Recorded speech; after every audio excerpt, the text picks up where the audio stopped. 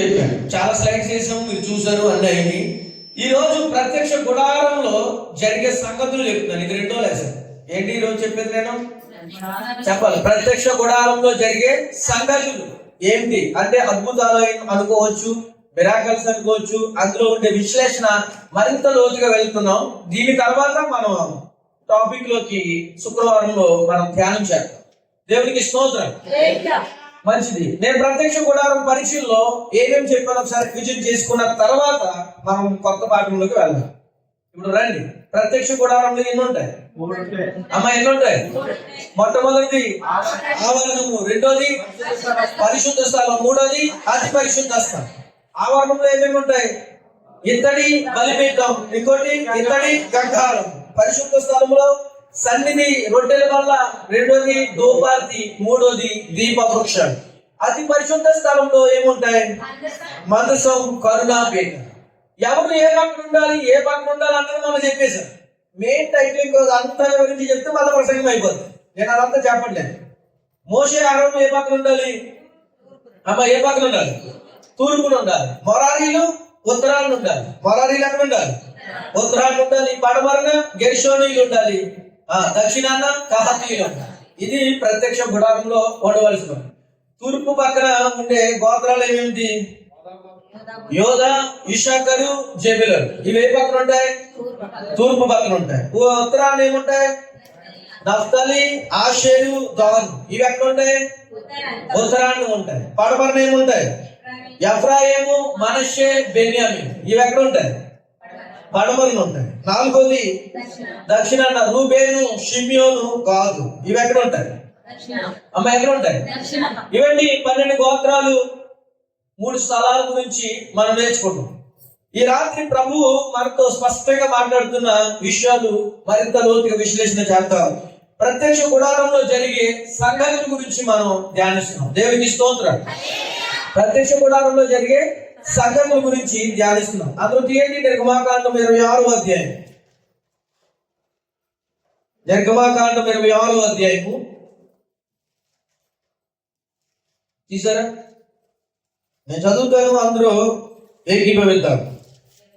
26:36 వచనం నేను చదువుతాను, అందరూ ఏకీభవిద్దాం.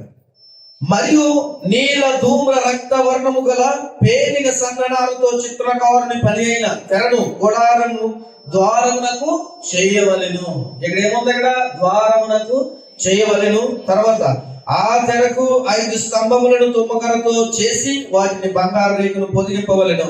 వాటి వంకులు బంగారువి, వాటికి 5 ఇత్తడి దిమ్మలు పోత పోయవలెను. దేవుడు తన పరిశుద్ధ వాక్యాన్ని దీవించి ఆశీర్వదించును గాక. 26వ వచనం మరోసారి చదువుతామా? మరియు నీల ధూమ్ర రక్త వర్ణము గల పేరిన సన్ననారతో చిత్రకారుని పని అయిన తెరను గుడారపు ద్వారమునకు చేయవలెను. దేవునికి స్తోత్రం. ఈ రోజు నేను మీకు ఇందులో 5 సంగతులు చెప్తాను. ప్రత్యక్ష గుడారంలో రెండో లెసన్లో జరిగే సంగతులు ఎన్ని చెప్తారా? నేను 5 చెప్తాను.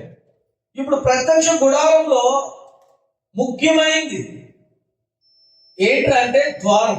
ముఖ్యమైనది ఏంటండి? ద్వారం. ఈ ప్రాంగణానికి ఎన్ని గుమ్మాలు ఉన్నాయి అమ్మ? ఎన్ని గుమ్మాలు ఉన్నాయి? ఇప్పుడున్న మన స్థలానికి ఎన్ని గుమ్మాలు ఉన్నాయి? ఎన్ని? ఒకటే, రెండా? ఒకటే గుమ్మం ఉంది. ఆ ద్వారం నుంచి తప్ప ఇందులోకి మరలా వేరే ద్వారం అనేది ఉందంటారా? లేదు. ఉందంటారా? లేదు. ప్రత్యక్ష గుడారానికి కూడా ఒకే ఒక ద్వారం ఉంటుంది. ప్రత్యక్ష గుడారానికి కూడా మీకు కనిపిస్తుంది ఇక్కడ, చూస్తున్నారుగా. ఈ ప్రత్యక్ష గుడారంలోకి వెళ్ళాలి అంటే ఒకే ఒక ద్వారం ఉంది. 100 మార్గాలు దానికి ఉండవు. ఎన్ని ద్వారాలు ఉన్నాయి? ఒకటే ద్వారం ఉంది. ఇప్పుడు ఈ ద్వారం ఎక్కడ ఉండదంటే బలిపీఠం ఎదురుగా ఆవరణముకి ఉంటది. ఇప్పుడు మీరు చూడాలి, ప్రత్యక్ష గుడారంలో 3 ఉంటాయని చెప్పారు. అది 2 కింద కనిపిస్తుంది. అప్పుడు ప్రత్యక్ష గుడారంలో ఎన్ని ఉంటాయని చెప్పాను మీకు? 3 ఉంటాయి. ఒకటి ఆవరణం. మీకు కనిపించేది అంతా ఇప్పుడు ఏంటంటే ఆవరణం.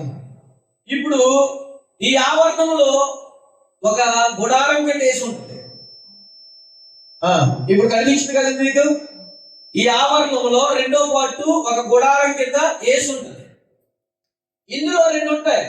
వాటి పరిశుద్ధ స్థలం, రెండోది అతి పరిశుద్ధ స్థలం. ఈ ప్రత్యక్ష గుడారం అది ఫోటో. ఈ ప్రత్యక్ష గుడారంలోకి లోనికి వెళ్ళాలి అంటే ఇక్కడ కనిపిస్తుందిగా ఒకే ఒక ద్వారం, అంటే ఒకే ఒక మార్గం. 100 మార్గాలు ఉండవు. ప్రత్యక్ష గుడారం లోనికి వెళ్ళాలంటే ఎన్ని మార్గాలు ఉన్నాయి? ఒకటే ఒక మార్గం. రేపు నువ్వు నేను చచ్చిన తర్వాత పరలోకం పోవాలి అంటే 100 మార్గాలు లేదు. ఎన్ని మార్గాలు ఉన్నాయి? ఒకటే మార్గం. ఆ మార్గమే మనం ప్రకటిస్తున్న యేసయ్య.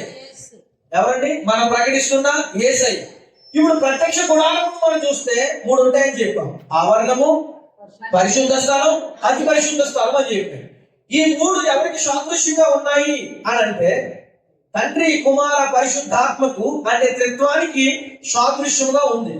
మీకు బ్యాప్టిజం ఇచ్చినప్పుడు మేము ఒప్పుకోలు చేసినప్పుడు మాట చెప్తాం, తండ్రి, కుమార, పరిశుద్ధాత్మ. ప్రత్యక్ష గుడారం కూడా త్రిత్వానికి పోల్చబడి ఉంది.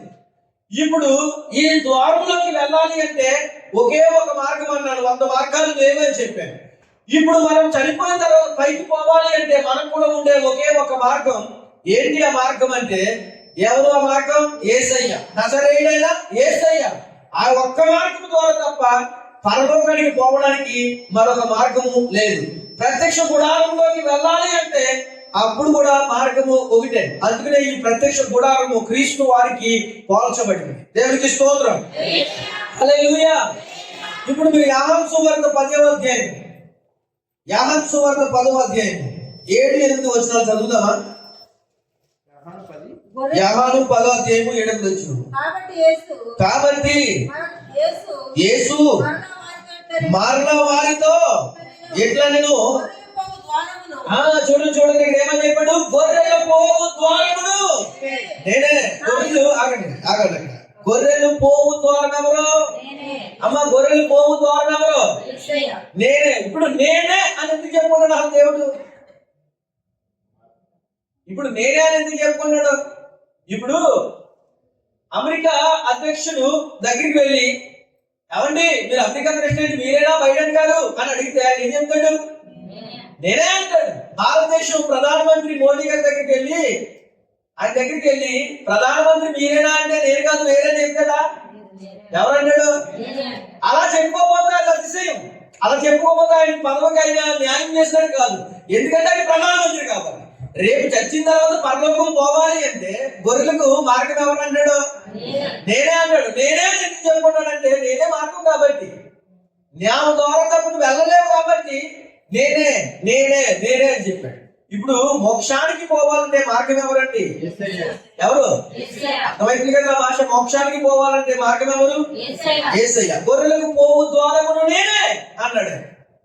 కాబట్టి ప్రధానమంత్రి కోసం చెప్పుకుంటాడు. కాబట్టి మోక్షానికి తీసుకెళ్లే వ్యక్తి కాబట్టి నేనే అని చెప్తున్నాడు. మరొక వ్యక్తి మాట చెప్పలేడు. నువ్వు చెప్పగలుగుతావా? నేను తీసుకెళ్తానని చెప్పగలుగుతావా? చెప్పలేదు. కాబట్టి ప్రత్యక్ష గుడారానికి మొట్టమొదటి జరిగే మిరాకల్, అద్భుతం ఏంటంటే 100 దారులు లేవు. ఆ మార్గంలోకి లోనికి ఎంటర్ అవ్వాలి అంటే, ఆవరణంలోకి వెళ్ళాలి అంటే ఒకటే ఒక మార్గం. ఆ మార్గంలో నుంచి మాత్రమే దేంట్లోకి ఎంటర్ అవ్వగలుగుతాం? ప్రత్యక్ష గుడారం అనే ఆవరణంలోకి ఎంటర్ అవుతాం. ఆ మార్గంలోకి ఎంటర్ అవ్వాలి అంటే ద్వారము ఒకటే, 100 ద్వారాలు లేవు.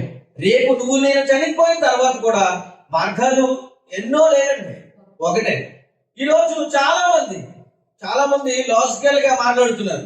చాలా మంది లాజికల్ గా క్రీస్తేనా అంటున్నారు. క్రీస్తేనా లేకపోతే క్రీస్తునే నమ్మాలా అని అడిగితే దేవుడు అనేవాడు ఒక్కడే ఉంటాడు, 100 మంది ఉంటారు. ఇప్పుడు కాదంటారా? దేవుడు అనేవాడు ఎంతమంది ఉంటారు? ఒక్కడే ఉంటారు. ఇప్పుడు లాజికల్ గా ఒక వ్యక్తి ఫిలాసఫర్ మరొక వ్యక్తితో మాట్లాడుతూ ఏమన్నాడంటే, యేసుక్రీస్తు ప్రభువు వారి గురించి చాలా తప్పిదాలు చూపిస్తున్నాడు. నేనే ద్వారం అంటాడు, నేనేంటాడు, ఇది అంటాడు, మేము నమ్మేవాళ్ళు దేవుళ్ళు కాదా అని ఒక ఫిలాసఫర్ అతనితో వాగ్వాదం చేస్తున్నాడు. ఆ దైవజనుడు అన్నాడు, ఏమని అన్నాడంటే, మీరు అన్నారుగా యేసుక్రీస్తు ప్రభువు వారిని నమ్మాక ఎవడైనా నేను పాడైపోయానా అని ఎవడైనా చెప్పాడా? ఎవడైనా చెప్పాడా? ఎవడో చెప్పలేదు. పోనీ యేసుక్రీస్తు ప్రభువు వారిని నమ్ముతాడు ఎవడరా అంటే వ్యభిచారుడు నమ్ముతాడు, తాగుబోతోడు నమ్ముతాడు. యేసుక్రీస్తుని ఎవరు నమ్ముతాడు అంటే పాపిస్తోడు నమ్ముతాడు. సిగరెట్ కాల్చేవాడు మానేశాడు. ఎందుకు? ఆ ద్వారాన్ని అనుసరించాడు కాబట్టి ఇప్పుడు మనకు కూడా చెప్తున్నాడు, ప్రత్యక్ష గుడారంలోకి వెళ్ళాలి అంటే మార్గం ఒకటే, నేనే అన్నాడు. నేనే అని ఎందుకు అన్నాడంటే ఆయన ద్వారా తప్ప మరొక మార్గం మనకు లేదు. అందుకనే అంటాడు యోహాను 14:6 ఏమన్నాడంటే, నేనే మార్గము, నేనే సత్యము, నేనే జీవము, నా ద్వారా తప్ప తండ్రి వద్దకు ఎవడును ఎప్పుడునూ చేరలేదు. హల్లెలూయా. రేపు మనం చనిపోయిన తర్వాత మన ఆత్మను తీసుకెళ్లే మార్గం ప్రభులో తప్ప మరొక విషయంలో ఎవరిలోని కూడా క్వాలిటీ లేదు. ఎందుకు అంటే ఆయనకి జననం ఉంది, ఎందుకు అంటే ఆయనకి మరణం ఉంది, ఎందుకు అంటే ఆయనకి పునరుద్ధారణ ఉంది. పునరుద్ధారణ ఉంది, మళ్ళా తీసుకొస్తాడని ప్రామిస్ చేసి మరి వెళ్ళాడు, మళ్ళా వస్తాడు ఆయన. హల్లెలూయా. జననం, మరణం, పునరుద్ధారణ ఈ ప్రపంచంలో ఎవరికీ లేదు, ఒక్క యేసు ప్రభువు మాత్రమే ఉంది. దేవునికి స్తోత్రం. అర్థమైన గారికి స్తోత్రం చెప్తాం. హల్లెలూయా. గొర్రెల పోగు ద్వారమును నేనే. ఏం చెప్పాడు? నాకు ముందుగా వచ్చిన వారందరూ దొంగలు దోచుకుని వారై ఉన్నారు, గొర్రెలు వారి స్వరము. చాలా మంది వచ్చారు, వారి హృదయాలను దోచుకున్నారు, డబ్బులు పోగొట్టుకున్నారు. కానీ యేసు ప్రభు ఎవరిని డబ్బు అడగలేదా? ఎవరైనా అడిగాడండి? ఎవరైనా ఏదైనా అడిగాడా? ఏమీ అడగలేదు. వాళ్ళందరూ దోచుకున్నారు. ఆ ముందుగా వచ్చిన వాళ్ళు ఏదో విషయంలో ఎక్కడో దిక్కున అవిధేయులైపోయారు. కానీ నేను అలాగ అవిధేయులు అవ్వలేదు మీకు. ఆయన ఏమన్నాడు అంటే, వాళ్ళందరూ ఏదో విషయంలో అవిధేయులుగా ఉన్నారు, వారి స్వరం గొర్రెలు వినలేదు. రక్త ప్రోక్షణం ఆయనకిలాగా చేసినోడు ఎవరున్నాడు ఏంటి ప్రపంచంలో? ఎవడైనా ఉన్నాడా?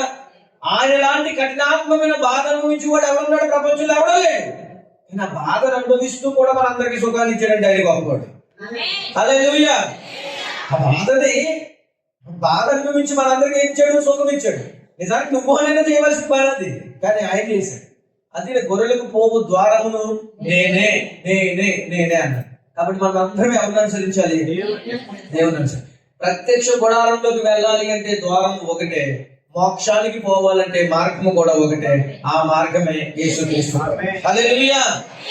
అది హెబ్రీ 10:19 చదివితే మీకు కొంచెం క్లియర్గా అర్థమవుతుంది. హెబ్రీ పత్రిక 10:19. సహోదరులారా, యేసు మన కొరకు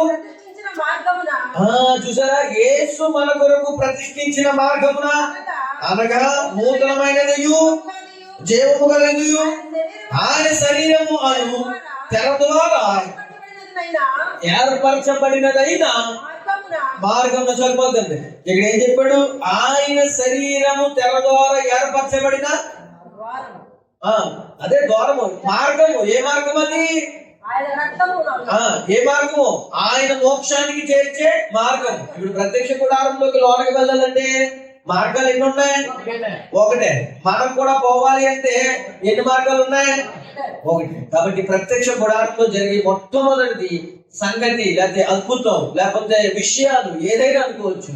ఏంటంటే ప్రత్యక్ష గుడారంలో జరిగే మొట్టమొదటి విషయం, ప్రాముఖ్యమైనది ఏంటంటే గుడారం లోనకి వెళ్ళాలంటే ఒకటే మార్గం. రేపు మనం చచ్చిన తర్వాత పైకి పోవాలంటే ఒకటే మార్గం. ఇది ఎప్పుడైతే మనకు అర్థమవుతుందో క్రీస్తు ప్రభుల వారికి పోల్చబడిందని మనకు అర్థమవుతుంది. హల్లెలూయా. ప్రత్యక్ష గుడారంలో జరిగే మొట్టమొదటి సంగతి ఏంటండి? మొట్టమొదటి సంగతి ఏంటి? ప్రత్యక్ష గుడారంలో ఒకే ఒక ద్వారం. ఓకే, మంచిది. రెండో పాయింట్, ప్రత్యక్ష గుడారంలో ఉండే వస్తువులు ఉన్నాయిగా. మనం మీకు చెప్పాను, ప్రత్యక్ష గుడారంలో వస్తువులు ఉన్నాయి. అవి సిలువ ఆకారంలో అమర్చబడ్డాయి. మన దగ్గర స్లైడ్ లేదు, అది మీకు వివరంగా చెప్తాను. అవి ఎలాగ అమర్చబడ్డాయి అంటే సిలువ ఆకారంలో అమర్చబడ్డాయి. ఇప్పుడు బాగా ఫస్ట్ ఆవరణం, ఆ తర్వాత ఏముండదు అన్నాడు? ఏముండదు అన్నాడు? పరిశుద్ధ స్థలం. ఆ తర్వాత అతి పరిశుద్ధ స్థలం. ఇప్పుడు మీరు బాగా అర్థం చేసుకోండి. అతి పరిశుద్ధ స్థలంలో ఏమేమి ఉంటాయని చెప్పాను? మందసం, కరుణా పీఠం. ఇప్పుడు చూడండి, కరుణా పీఠం అంటే దేవదూతలు ఇలా రెక్కలు కలిసి చూసారా?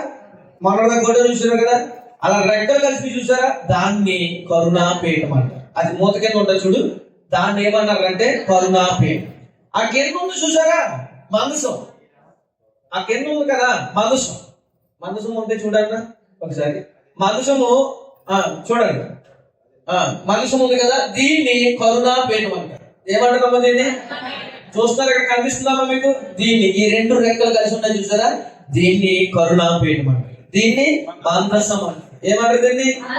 మందసం. ఏ వస్తువులు ఉంటాయన్నది మీకు ఆ పాఠం వచ్చినప్పుడు చెప్తాను. కానీ ఇప్పుడు చూడండి, ఫస్ట్ కరుణాపీఠం. కరుణాపీఠం కింద ఏముంది? మందసం. ఈ రెండు ఒకటే, యాక్చువల్ రెండుగా వేరుగా చెప్పకూడదు, కానీ పేర్లు అలాగే పెట్టారు. ఇది కరుణాపీఠం, ఇది మందసం. ఈ రెండు అయిపోయిన తర్వాత అతి పరిశుద్ధ స్థలంలో కింద ఉండేది ఏంటి? అతి పరిశుద్ధ స్థలం కింద ఉన్నది ఏంటండి? పరిశుద్ధ స్థలమే కదా, అదే మీరు చెప్పింది కరెక్టే. పరిశుద్ధుడు అతి పరిశుద్ధ స్థలం కింద ఉన్న స్థలం పేరేంటి? పరిశుద్ధ స్థలమా? ఇప్పుడు పరిశుద్ధ స్థలంలోకి వెళ్ళిన వెంటనే, అంటే అతి పరిశుద్ధ స్థలంలో ముందే కనబడదే కరుణాపీఠం, మందసం.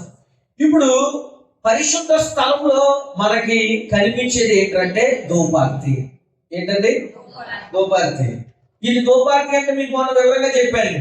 ఇక్కడ చాలా మంది బాబాలు అవి వేస్తారు కదా, ధూపం టైపులో. అలాగ ధూపం ఉంటుంది. ప్రత్యక్ష గుడారంలో కూడా అట్లా ఉంటుంది. ఈ ప్రత్యక్ష గుడారం ఎడమ వైపుకి, అంటే ఈ పక్కకి, అమెరికాలో ఎడమ వైపుకి, ఆ పక్కన ఏం కనబడదు మీకు? ఏంటది? దీపవృక్షం. ఏంటది? ఇప్పుడు చూడండి, ఇక్కడ ధూపార్తి ఉంది, ఇక్కడ ఏముంది? దీపవృక్షం. ఈ పక్కన సన్నిధి రొట్టెల బల్ల. ఏ పక్కనే? తూర్పు పక్కన సన్నిధి రొట్టెల బల్ల ఉంది. దేవుడికి స్తోత్రం. మీకు అర్థమైందా? ముందు అతి పరిశుద్ధ స్థలంలో కరుణాపీఠం, కరుణాపీఠం కింద మందసం, మందసం కింద పరిశుద్ధ స్థలంలో ఏముంది? ఏముంది? ధూపార్తి, దీపవృక్షం, ఇంకేంటి? రొట్టెల, పరిశుద్ధ రొట్టెల, అదే సన్నిధి రొట్టెల బాధ. ఇప్పుడు ఇక్కడికి సగం వచ్చింది. ఇప్పుడు ఎందులోకి వచ్చాం? పరిశుద్ధ స్థలం అయిపోయింది, అది పరిశుద్ధ స్థలం అయిపోయింది. ఇప్పుడు ఎందులోకి వచ్చాం మనం? దాన్ని ప్రదేశం అని పేరు చెప్పాను మీకు. ఆవరణం అన్నారు కదా, ఆవరణము, పరిశుద్ధ స్థలం, అతి పరిశుద్ధ స్థలం. అతి పరిశుద్ధ స్థలం గురించి చెప్పేసాం, పరిశుద్ధ స్థలం గురించి చెప్పేసాం. ఇప్పుడు ఎందులో చెప్తున్నాం మనం? ఆవరణం అని చెప్తున్నాడు. ఆవరణంలో రెండు ఉన్నాయి అమ్మా. ఆవరణంలో ఎన్ని ఉన్నాయి? రెండు ఉన్నాయి. ఒకటి గంగాలం, ఒకటి ఏంటండి? ఇత్తడి గంగాలం. గంగాలము అంటే యాజకుడు లోనికి వెళ్ళాలంటే అక్కడికి వెళ్ళి శుద్ధి చేసుకోవాలి. చేతులు ఏం చేసుకోవాలి? శుద్ధి చేసుకోవాలి. ఇత్తడి గంగాలం. మరి ఈ ఫోటో ఇక్కడ ఆంటుంది కదా మీకు, అంటే కొంచెం ప్రొజెక్టర్ మనకి లైటింగ్ వల్ల ఆంతలేదు, కొంచెం అర్థం చేసుకోండి. ఇది గంగాలం. ఇదేంటి? గంగాలం. గంగాలం వెనకాల ఏముంది? మొట్టమొదటి ఆవరణలో ఎంతైనా ఇత్తడి బలిపీఠం. అక్కడ ఏం జరుగుతాయి? బలులు జరుగుతాయి. ఇప్పుడు చూడండి, సిలువుల ఆకారంలో అమర్చబడింది అని చెప్పి రెండో విషయం చెప్పారు కదా మీకు. కరుణ, అది పరిశుద్ధ స్థలంలో, అతి పరిశుద్ధ స్థలంలో ఏమేమి ఉన్నాయి? మందసం, కరుణాపీఠం ఇలా ఉంది. దాని పక్కన ఎడమ వైపు ఏముంది? దీపవృక్షం. కుడి వైపున ఏముంది? ధూపార్తి సెంటర్ లో ఉంది. సన్నిధి రొట్టెల బల్ల. ధూపార్తి ఎక్కడ ఉంది? మధ్యలో ఉంది. దాని కింద ఏముంది? ఇత్తడి ఆవరణంలోనే ఏముంది? గంగాలము. ఆ తర్వాత ఇత్తడి బలిపీఠం. ఇవన్నీ ఎట్లా లెక్కేసుకుంటే సిలువ ఆకారంలో రాలేదు అమెరికా. అర్థమైందా మీకు? మళ్ళా చెప్పండి. ముందు మందసం ఉంది, పైన కరుణాపీఠం, మందసం ఉన్నాయి. ఇదిగోండి ఇక్కడ మందసం అనుకోండి, సపోజ్ ఇది మందసం అనుకోండి. అర్థమైందా? ఈ మందసం, అది కరుణాపీఠం పక్కన వెనకాల మందసం ఉంది నిలువుగా. ఇప్పుడు కొంచెం కిందకు వచ్చిన తర్వాత లెఫ్ట్ సైడ్ లో ఏముంది? దీపవృక్షం ఉంది. మధ్యలో ఏముంది? ధూపార్తి ఉంది. ఈ చివరిలో ఏముంది? సన్నిధి రొట్టెల బల్ల ఉంది. ఈ కింద ఏముంది? ఇత్తడి గంగాలం ఉంది. ఆ తర్వాత ఏముంది? బలిపీఠం. శిల్వ ఆకారం వచ్చిందా? పైన రెండు, కింద మూడు, మళ్ళీ కింద సరిపడియా లేదండి. దేవుడికి స్తోత్రం. మీకు అర్థమైందా? అర్థమవుతుందా? ఇంక నేను డ్రాయింగ్ వేసింది దాని గురించి అంత వివరంగా చెప్పాను. దేవుడికి స్తోత్రం. ఇప్పుడు మీరు అర్థం చేసుకోండి, ప్రత్యక్ష గుడారంలో ఉండే వస్తువులు ఏ ఆకారంలో అమర్చబడ్డాయి? సిలువ ఆకారంలో అమర్చబడ్డాయి. సిలువ ఎవరికి పోల్చబడ్డది? యేసయ్యకి పోల్చబడింది. ఇప్పుడు ప్రత్యక్ష గుడారంలో వస్తువులు అమరిక సిలువలా ఉంది. యేసయ్య మన పాపముల నిమిత్తము భరించిందేదట. చెప్పాలి ఏంటి?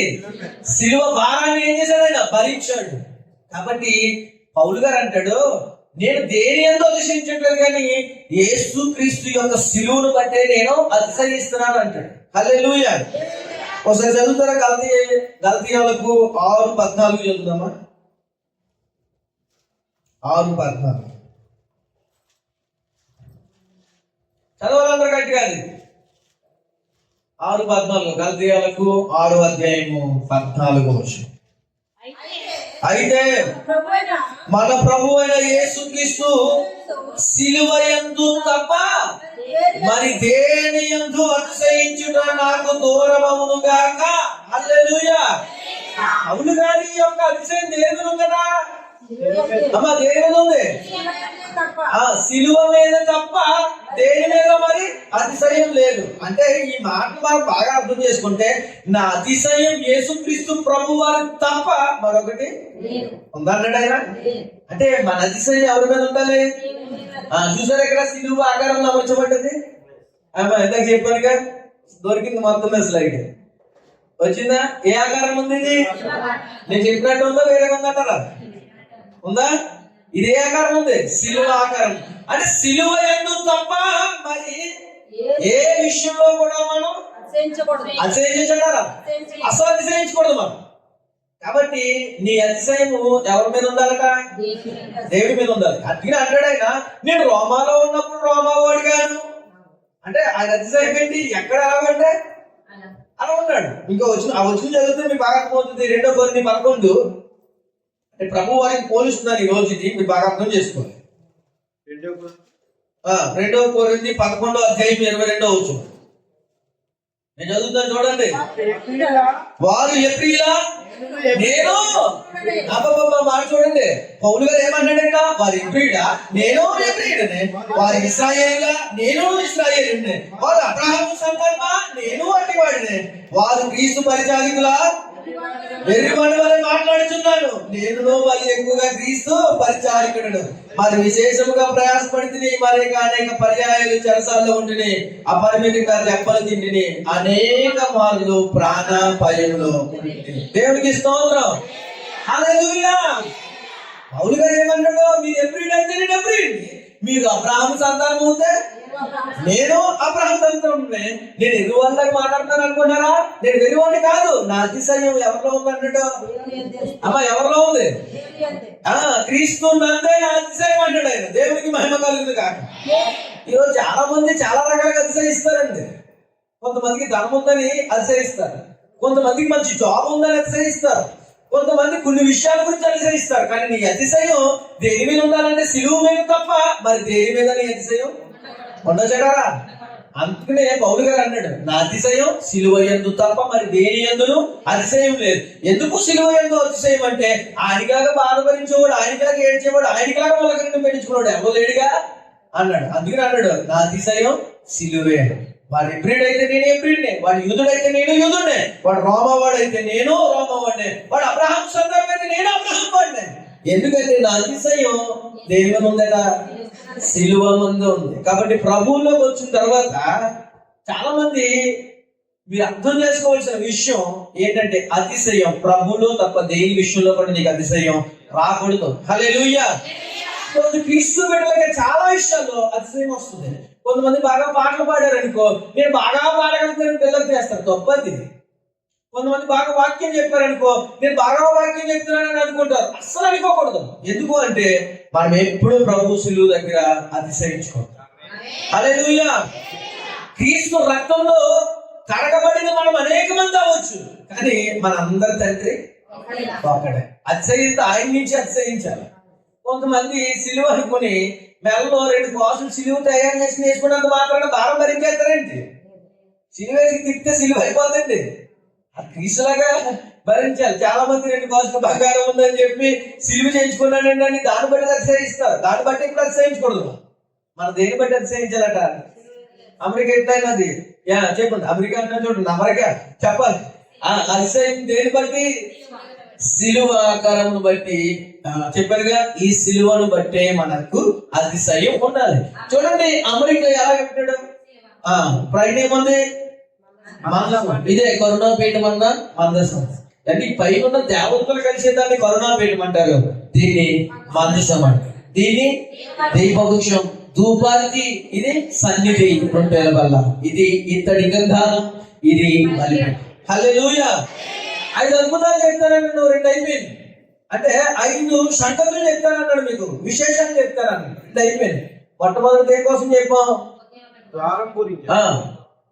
ప్రత్యక్ష గుడారం లోపలికి వెళ్ళాలంటే ఒకే ఒక్క ద్వారం. ఏ ద్వారం అది? యేసయ్య అనే ద్వారం. ఇప్పుడు గుడారంలోకి వెళ్ళాలంటే ఒకటే ద్వారం, మోక్షానికి పోవాలంటే ఒకే ఒక్క ద్వారం. దేవుడికి స్తోత్రం. రెండోది, ప్రత్యక్ష గుడారంలో జరిగే రెండో సంగతి ఏం చెప్పాను నేను?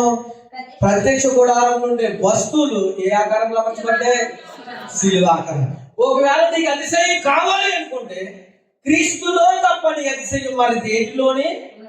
నా అతిశయము నీవే, ఆనందము నీవే, నా ఆరాధన నీవే. మహానుభావుడు చాలా అద్భుతంగా రాసిన పాట అది. అతిశయం ఎవరిలో ఉంది? యేసయ్య గారికి. అమ్మ దేనిలో ఉంది? యేసులో ఉంది ఆయనకి అతిశయం. నీ అతిశయం ఏంటో ఉంటుంది ఈరోజు? డబ్బు మీద, కొంతమంది పదవుల మీద, కొంతమంది అహంకారం, కొంతమంది పొలాలు ఉన్నాయని, కొంతమంది కార్లు ఉన్నాయని, కొంతమంది మంచి జాబ్ ఉందని అతిశయిస్తున్నారు. కానీ మన అతిశయం ఎప్పుడు కూడా ఎందులో ఉండాలంటే క్రీస్తులో ఉండాలి. హల్లెలూయా. అర్థమైన పెట్టుకుని గట్టిగా స్తోత్రం చెప్తారా? హల్లెలూయా. ఈ రోజు నుంచి మన అతిశయం ఎవరండి? ఈ రోజు నుంచి మనం దేన్ని బట్టి కూడా మనం సంతోషించకూడదు. సంతోషించమంటే క్రీస్తు రక్షణను బట్టే సంతోషించాలి. హల్లెలూయా. అర్థమైన గట్టిగా స్తోత్రం చెప్తాం. హల్లెలూయా. నెక్స్ట్, ప్రత్యక్ష గుడారంలో మూడో విషయం జరిగేది ఏంటంటే బలులు జరుగుతాయి. ఏంటండి? ఇది బలిపీఠం ఉందన్న, బలిపీఠం డౌన్లోడ్ చేయలేక. ప్రత్యక్ష గుడారంలో మూడో సంగతి ఏంట్రా అంటే బలిపీఠం. నేను ఎక్కి మాట్లాడుతున్నా, ఈ బలిపీఠం కాదు. పూర్వం ప్రత్యక్ష గుడారంలో ఏం జరిగేవంటే బలులు జరిగేవి.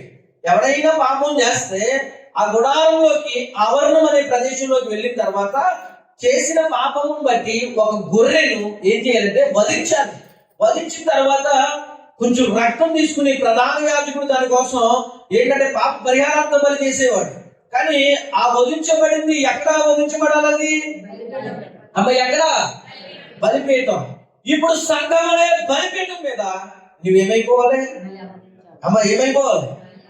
బలి అయిపోవాలి. నిజానికి దేవుడు నీ నుంచి బలి కోరుకుంటున్నాడు. ఇప్పుడు క్రీస్తు ప్రభుల వారు కోరుకుంటలేదు. కానీ మన అందరి కోసం బలి అయిపోడు ఒక్కడే. ఎవరు? యేసయ్య ఒక్కడే మన అందరి కోసం ఏమైపోయాడు? బలి అయిపోయాడు. కాబట్టి ప్రత్యక్ష గుడారంలో మూడోది నేర్చుకోవాల్సిన విషయం ఏంటంటే బలిపీఠం ఉంది. అక్కడ ఏం జరుగుతాయంటే బలులు జరుగుతున్నాయి. ఏం జరుగుతుంది? బలులు జరుగుతున్నాయి. ఎందుకు జరుగుతున్నాయి? పాపం కోసం, విముక్తి కోసం. కాబట్టి ఈ రోజు పాప విముక్తి కోసం అనేక మార్గాలు ఎంచుకుంటున్నాం. పాప విముక్తి కోసం అనేక దిక్కులు వెళ్తున్నాం. కానీ అది కాదు. పాప విమోచన కోసం అనేక దిక్కులు వెళ్తున్నాం. అది కాదు మనం నేర్చుకోవాల్సింది. మనం నేర్చుకోవాల్సిన బలి ఎవరిలో ఉందగా? అమ్మ ఎవరిలో ఉంది? యేసు ప్రభు మన పుట్టక మునిపే ఉన్నాడట లేదంట? ఇప్పుడు ఉన్నాడా లేదా? ఎప్పుడు ఉంటాడే ఉంటాడు. కాబట్టి మోక్షానికి చేరాలంటే ఏం జరగాలంట? బలి జరగాలి. కానీ మనందరి కోసం బలి అయిపోయాడుగా. ఎవరండి అయినా? యేసు ప్రభువు వారు మనందరి కోసం బలి అయిపోయాడు. నిజానికి ఆ మ్యాటర్ ప్లేస్ ఎవరు ఉండాలి? అమ్మ ఎవరు ఉండాలి? మనం ఉండాలి. కానీ నీకు ఇచ్చాడు ఛాన్స్. ఎందుకు? నీకు సుఖం ఇచ్చాడు. ఆయన బలి అయిపోయాడు. హల్లెలూయా. ఇక్కడ నాగల చేత దున్నబడి వీపును లాగేస్తుంటే ప్రభు వారికి ముద్దల్లాగా వచ్చేసిందంట. ఆ కొంకించుకుని ఒక దెబ్బ ఎంత భరించలేడు. నువ్వు 39 కొరడా దెబ్బలు తిన్నాడు ఆయన కొండ ఎక్కినప్పుడు. మామూలుగా ఉంటుంది ఆ కొండ, చాలా ఎత్తుగా ఉంటుంది. ఆ కొండ మీద ఎక్కితే తెలుస్తుంది నీకు భారం. ఈ ఒక 10 కేజీల మూట ఇక్కడి నుంచి ఇంటికి ఎక్కలేవు నువ్వు. కానీ 153 కేజీలు పైన ఉంది ఇంకా సిలువ భారం. ఆ భారాన్ని భరిస్తూ ప్రభు ఎందుకు వెళ్ళిపోయాడు? అలాంటి బాధ నువ్వు పడకూడదు కాబట్టి, అలాంటి విషయాలను ఉండకూడదు కాబట్టి ప్రభు వెళ్ళిపోయాడు. ఇప్పుడు వచ్చిన చదువుతారా? 1 పేతురు పత్రిక 2వ అధ్యాయము 5వ వచనం.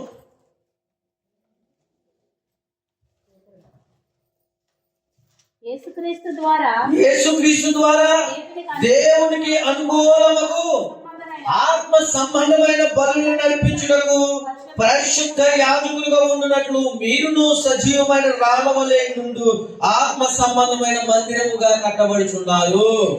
హల్లెలూయా. నిజానికి ఆ బలిపీఠం, ఈ బలి ఇక్కడ కనిపిస్తుందిగా, ఈ బలిపీఠంలో మేకనో గొర్రెనో బలిచ్చేవారు. ఆ ప్లేస్ లో పాపం చేస్తే మానవుడు అసలు నువ్వు ఉండాలి. కానీ ప్రభులు వారు ఉన్నారు. ఇక్కడ ఏమంటాడంటే, నిజానికి నేను మీ నుంచి కోరుకునేది బలిని కాదు, ఆత్మ సంబంధమైన బలిని. ఏమన్నాడైనా చదువుతారు బలి 1 Peter 2:5 యేసుక్రీస్తు ద్వారా దేవునికి అనుకూలమగు ఆత్మ సంబంధమైన బలులు నర్పించుటకు పరిశుద్ధ యాజకులుగా ఉండినట్లు మీరును సజీవమైన రాళ్ల వలె నుండును ఆత్మ సంబంధమైన మందిరముగా కట్టబడుచున్నారు. దేవుడు మీ అందరినీ ఎందుకు కట్టాడు తెలుసా? ఆత్మ సంబంధంగా ఉంచాలి. హల్లెలూయా. బలిని కోరాడైనా, దేవా నీ నుంచి నేను బలి కోరగలను, విరిగిన నలిగిన హృదయమే దేవునికి ఇష్టమైన. ఎవరిదైతే ఇరిగిపోతుందో హృదయం, ఎవరిదైతే కరిగిపోతుందో, ఎవరిదైతే దేవుళ్ళో లీనమైపోతుందో ఆ రక్తం కావాలి ఆయనకి. హల్లెలూయా. కాబట్టి ప్రత్యక్ష గుడారంలో 3వ సంగతి జరిగేది ఏంటంటే బలి అర్పణ జరిగేది. ఆ బలి అర్పణ ప్రభువు నిన్ను నన్ను బలి చేసుకోమని చెప్పలేదండి, హృదయాన్ని పిలుచుకోమని చెప్పాడు. హృదయం ఏం చేయాలంటే మనం విరవాలి. ఆత్మ సంబంధంగా ఎప్పుడైతే విరవబడతామో ఆ బలిని అర్పించక్కర్లేదు. అర్పించవచ్చంటారా? మనం అర్పించక్కర్లేదు అంటాను. అర్థమైందా మీకు? ఒకసారి లేవి 17:11 చదివితే ఇంకా క్లియర్ గా అర్థమైంది. లేవియా కాండము 17వ అధ్యాయం 11వ వచనం చూడండి. 17:11 వచనం. రక్తమును దేహమునకు ప్రాణము మీ నిమిత్తము ప్రాయశ్చిత్తము చేయనట్లు బలిపీఠం మీద పోయినకై దానికి మీకు ఇచ్చితేనే రక్తము దానిలో ఉన్న ప్రాణమును బట్టి ప్రాయశ్చిత్తము. రక్తము బలితే ఏం జరుగుతుందంటే మనిషికి పూర్వకాలంలో పాపం చేస్తే ఆ రక్తం బలిపీఠం మీద చిమ్మబడితే ఆ చిమ్మిన రక్తమును బట్టి అందులో ఉండే ప్రాణమును బట్టి మనిషికి ఏం కలిగేది? అమ్మ అదే అమ్మాట కావాలి. ఏం కావాలి? ప్రాయశ్చిత్తం కలిగేది. కానీ రక్తం వల్ల ప్రాణం వల్ల ప్రాయశ్చిత్తం జరిగేది. ఆ రక్తము ఆ ప్రాణాన్ని ఇచ్చింది నేరన్నాడు. హల్లెలూయా. ఆ రక్తాన్ని ప్రాణాన్ని ఇచ్చింది ఎవరది? అందుకే ప్రత్యక్ష గుడారం నమూనా అంతా క్రీస్తు ప్రభువు వరకు పోల్చబడ్డది. అందుకే నేను గురించి చెప్తానన్నాడు మీకు. హల్లెలూయా. నేను చెప్పేదంతా ఎవరిలో ఉంది? అంతనే ఒక యేసయ్యలోనే తప్ప మరి ఎక్కడ లేదండి. హల్లెలూయా. వాటి అమెరికా క్రీస్తు శిలువ రూపంలో ఉంది, వాటి బలి యేసయ్య బలి. హల్లెలూయా. ప్రాయశ్చిత్తం జరగాలి అంటే రక్త ప్రోక్షణం అవశ్యం జరగాలి. రక్త ప్రోక్షణం అవశ్యం నీకు పెట్టలేదు ఇప్పుడు, అప్పుడు ఉండేది. కానీ ఇప్పుడు ప్రోక్షించేవాడు ఎవడో? ఆయన ఒకసారి చిందించేసాడు, నువ్వు చిందించవలసిన అవసరం లేదు. ఇప్పుడు నీ నుంచి కోరుకున్నది ఏంటంటే తిరిగిన నలిగిన హృదయం అనే బలి. అంటే నీ హృదయాన్ని బలిగా ఇచ్చేయాలి. అంటే నీ హృదయం తీసేసి అక్కడ పెట్టేమని కాదు, గుండెని తీసి. హృదయం అంటే నీ హృదయం విరవబడాలి. ప్రభులోకి వచ్చిన తర్వాత రొట్టె విరవబడినట్టు మన శరీరాన్ని ఏమైవ్వాలంట? విరవబడాలి. ఎప్పుడైతే విరవబడతారో విరిగిన మన హృదయంలోకి ప్రభువు వచ్చి కూర్చి ఆత్మ సంబంధంగా మనం నడిపిస్తాడు. హల్లెలూయా. రోమ 12:1 చదవండి, ఇంకా బాగా అర్థమవుతుంది. కాబట్టి సహోదరులారా పరిశుద్ధము దేవుని అనుకూలమైన సజీవ యాగముగా మీ శరీరములను ఆయనకు. అబ్బబ్బా, ఇప్పుడు చూడండి, ఇప్పుడు దేవుడు మనల్ని ఏం కోరుకుంటాడు? బలి. శరీరం అనే బలి. అంటే ఏ శరీరాన్ని ఎవరికి చెప్పాలి? అమ్మ శరీరమును ఎవరికి చెప్పాలి? దేవునికి అప్పచెప్పాలి. దేవుని వాక్యాలను బట్టి మిమ్మల్ని బతిమార్చుకున్నాను. ఇట్టి సేవ యుక్తమైనది అన్నాడు. ఇట్టి సేవ ఏమైనది అన్నాడా? యుక్తమైనది. ఇప్పుడు వినాలి, అక్కడ చూడాలి. ఇప్పుడు శరీరాన్ని ఎవరికి అప్పచెప్పుకోవాలన్నారు? దేవుడికి అప్పచెప్పుకోవాలండి. అందుకే పరలోక రాజ్యంలోకి వెళ్ళిన తర్వాత ప్రభు అన్నాడు, ఒకవేళ నీ చెయ్యిని అభ్యంతరం పరిచింది అనుకో, దాన్ని ఏం చేయమన్నాడు? నరికే. ఆ చెయ్యి రాకపోతే నువ్వు వస్తావు, అక్కడ భయంకరంగా మారుతావు. హల్లెలూయా. ఒకవేళ కన్ను అభ్యంతరం పరిచింది, కన్ను తీసాయి. కన్ను వల్ల నాకు ప్రయోజనం లేదు. కానీ కన్ను కంటే శ్రేష్టమైనడు నీలో ఉన్నాడుగా. హల్లెలూయా. ఎందుకు అంటే అవయవాలు లేకపోయినా పర్వాలేదు, కానీ నీలో ఏం కావాలన్నాడు? పరిశుద్ధత. హల్లెలూయా. అందుకనే మీరు చూడండి, చాలా మందికి కళ్ళు ఉండవు, అయినా కానీ వాళ్ళు దేవుడికి పాటలు చాలా అద్భుతంగా పాడతారు. అంటే ఎవరు మహిమ పరుస్తున్నారు? దేవుడు మహిమ. ఈ రోజు నాకు ఆ శ్రమ అండి, ఈ శ్రమ అండి అని అన్ని అడుగుతున్నాం, కానీ అవయవాలు లేకుండా దేవుడిని ఆరాధించే వాళ్ళు ఎంతో మంది ఉన్నారు. వాళ్ళతో పోల్చుకుంటే ఏంటి? వాళ్ళు ఎవరికి అప్పచెప్పుకున్నారు? దేవునికి అప్పచెప్పు. నీకు వినిసి 2 కాళ్ళు 2 చేతులు లేవు, అయినా కానీ నేను ఏం చేయలేను అని చెప్పి చచ్చిపోలేదు ఆయన.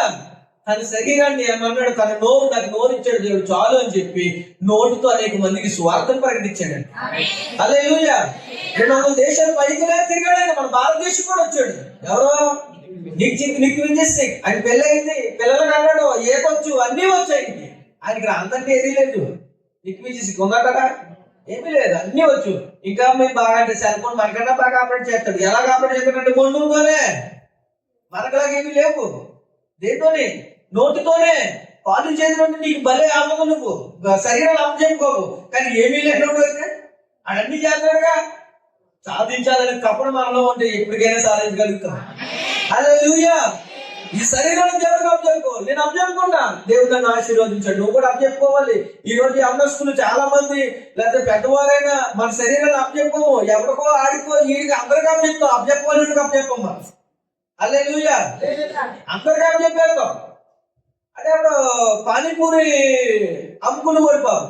పానీపూరి అమ్ముకునేవాడు పానీపూరి అమ్ముకోవాలి. హైదరాబాద్ లో పాపం పానీపూరి అమ్ముకుని బాగా డబ్బులు సంపాదించేవాడు. ఆ పిల్ల పాపం అందంగా ఉందని చెప్పి ఈ పక్కన తిన్న ఉన్నాడు కదా, ఈ పక్కన పానీపూరి వాడికి ఒక అసిస్టెంట్ ఉన్నాడు. అని అన్నాడు, భలేగా ఉంది కదా పాప అన్నాడు. భలేగా ఉందని చెప్పి పానీపూరి అమ్మవలసిన కొన్ను పిల్ల దగ్గరికి వెళ్ళింది. ఇంకా పానీపూరి అమ్ముతూ మానేడు. ఆ పిల్ల ఎప్పుడు వస్తుందో రెండు ఎగట్టి వేస్తాడంటే ఏంటి పానీపూరి. ఫోన్లే మొత్తం మీద అలాగైంది. ఆవిడికి కూడా ఇక్కడ బాగా టేస్ట్ ఉంటుందంట. అక్కడే ఉంటుంది టేస్ట్ అంతా. రోజు వచ్చి తినేస్తుంది. వీళ్ళు తిని తిని అంటే తర్వాత ఒక రోజు బండి అట్టలేదు. ఏంటి పానీపూరి బండి. ఆ నెంబర్ పైన ఉంది. ఫోన్ చేసేసింది, ఈ రోజు పానీపూరి బండి ఎందుకు కట్టలేదు అని అడుగుతున్నాడు. పానీపూరి బండి ఎందుకు కట్టలేదు అని అడిగాడు. అని అడిగితే ఆడు చెప్పేది ఏంటి, అమ్మా నేను కొంచెం పని ఉంది ఊరు వెళ్ళాను. ఎక్కడికి వెళ్ళాను అన్నాడు, ఊరు వెళ్ళానంట. ఊరు వెళ్ళానంటే నెంబర్ ఫిట్ చేసేసుకుంది పిల్ల. ఫిట్ చేసేసుకుని ఆడికి ఒక నైట్ పాపం వాడిని ఇడిపిద్దామని చెప్పి కాలక్షేపంగా ఆడితో పరిచయం మొదలు పెట్టింది. పానీపూరి తింటాకి వెళ్ళిన అమ్మాయి పరిచయం మొదలు పెట్టి, హాయ్ ఎలా ఉన్నా, ఏం చేస్తున్నావు, బిజినెస్ బాగా జరుగుతుందా, వీడికి అవసరం అండి చదువుకుని పాపకే. ఫోన్లో స్నేహం ముదిరింది. ముదిరిని కాస్త వీళ్ళ స్నేహం ఏమైందంటే కొంచెం ఎదరికి వెళ్ళింది. పాప అంత ఎప్పుడు బయటకు తిరగాలని పిలిచేస్తుంది. ఎవరిని? నీకు అసిస్టెంట్ ఉన్నవాడికి నువ్వు అప్పచెప్పే వద్దు దగ్గరికి నేను వెళ్ళొస్తానని వీడు వెళ్ళిపోతున్నాడు. ఒక రోజు అమ్మాయి రమ్మంది, ఎక్కడికో వెళ్ళాడు. నీకు ఏదో చెప్పాలనుకుంటున్నాను అని అన్నది. ఆవిడ ఏదో చెప్పాలనుకుంటుందంటే వీడు ఏదో చెప్పాలనుకున్నాడు. ఇద్దరు ఏం చెప్పాలి అప్పుడు దాకా మాట్లాడుకున్నారు అంతే. మొత్తం మీద అమ్మాయి అంతే, నువ్వు ఎదురికి పాపని చెప్పలేదు, ఎందుకో ఏంటో నేను మర్చిపోలేకపోతాను, నువ్వే గుర్తొచ్చేస్తున్నావు. ఎవడో పానీపూరి అనుకుని గుర్తొచ్చేస్తున్నాడంట. డిగ్రీ చదువుకునే అమ్మాయికి ఇది ఏం చదువుకోలేదు, ఎవరు గుర్తొచ్చేస్తున్నాడు, పానీపూరి అమ్ముకున్నవాడు గుర్తొచ్చేస్తున్నాడు. అంటే ఆయన విమర్శించట్లేదు, పానీపూరి నుండి నేను అది గుర్తొచ్చేస్తున్నాడు అంట. గుర్తొచ్చేస్తున్నాడని చెప్తే నేను లవ్ చేస్తున్నానంటే, అయ్యి బాబు మీరు చెప్పేసారంటే మీరంటే నాకు చాలా ఇష్టం. మరి చదువు రాదు కదా వీడికి, మీరంటే నాకు చాలా ఇష్టమండి అన్నాడు. ఇష్టమైన తర్వాత మొత్తం మీద పరిచయం ముదిరింది. ముదిరిన తర్వాత ఇలా కొంత తిరుగుతున్నారు, వెళ్తున్నారు. ఫైనల్గా అంది, ఏమందో తెలుసా, నిన్ను ప్రేమిస్తున్నాను కానీ నా మనసుకి నిన్ను మ్యారేజ్ చేసుకోవాలనిపిస్తలేదు. మీకు అర్థమైందా బాధ? ఎందుకంటే నువ్వు పానీపూరి అమ్ముకునేవాడు మా ఇంట్లో ఒప్పుకోడు. తిరిగినప్పుడు లేదు బాధ, తిరిగినప్పుడు ఉందా బాధ, తిరిగినప్పుడు లేదు బాధ. పానీపూరి అమ్ముకునేవాడికి ఆడి బండి మీద ఎక్కింది, తిరిగింది, మొత్తం షికారు చేసింది. ఇంకా అయిపో ఆడి పుట్టినరోజు కేక్ కూడా తెచ్చుకోసేదంట. ఎవరికే? బండి అమ్ముకునేవాడి కేక్ అలా మొదలైంది. కొత్త బట్టలు అన్ని కొనేసి అప్పుడు గుర్తు రాలేదు తల్లిదండ్రులకి.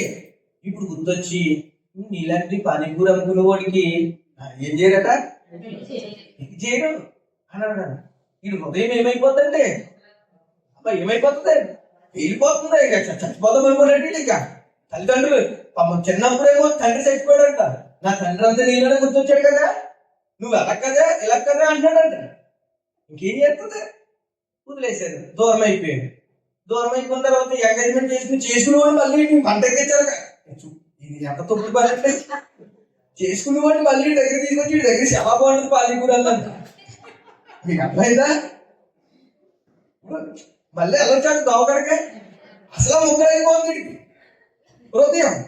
ఆ దారండి వెళ్ళి ఆ మేడం ఏం కావాలని ఇంటి అడుగుతాం. ఇక్కడే ఎందుకు తింటానన్నావు అంటాడు ఆడు చేసుకునేవాడు. అప్పుడు ఇక్కడే బాగుంటుందండి పానీపూరి. వీడికి మండి పోసి కత్తించిన కూడా చేయాలండి. ఎవరికే మళ్ళా దగ్గరికి వెళ్ళొచ్చా, ఇంకా ఊళ్ళో ఏ బండి లేదో ఆ బండి కాడికి వెళ్తారు. ఇంకా అంటే చెప్తానండి, శరీరాన్ని ఎవరికి అప్పు చెప్పింది? లోకానికి అప్పు చెప్పింది. అప్పు చెప్పిన నేను చేసుకున్నా అంటే తగా చేయడండి. వాడి జీవితం మొక్కలు అయిపోయింది, ఇప్పటికి పెళ్ళి అవుతుంది అన్నాడు. ఇంకా పానీపూరి బయట కాడికి ఎవరు వచ్చి ఆగలే కనిపెడుతుంది అన్నాడు. హల్లెలూయా. బిజినెస్ ఏమైపోయిందండి? అంటే ఇవ్వాల్సిన ఇవ్వలేదు పల్లీడు. నా బాధ అది మీకు అర్థం అవ్వాలి చెప్తున్నాడు. యవనస్తులు ఏం చేస్తారంటే ఆ ముందు పులిహార కలిపినప్పుడు బాగానే కలిపేస్తారు. కలిపిన తర్వాత ఆ సాంప్రదాయాల సంస్కారాలు అన్ని జరిగిపోయిన తర్వాత ఏం చేస్తారంటే ఇంట్లో ఒప్పుకుంటలేదు. ముందు తెలియదా నీకు? ఇంట్లో తెలియలేదంటమ్మా. నాన్నగారు చచ్చిపోతాడని ఎప్పుడు తెలియాలి నీకు? ముందు తెలియాలి. తెలియక ముందున్నప్పుడు బాగానే ఉన్నావు, తెలిసిన తర్వాత ఏం చేసావు?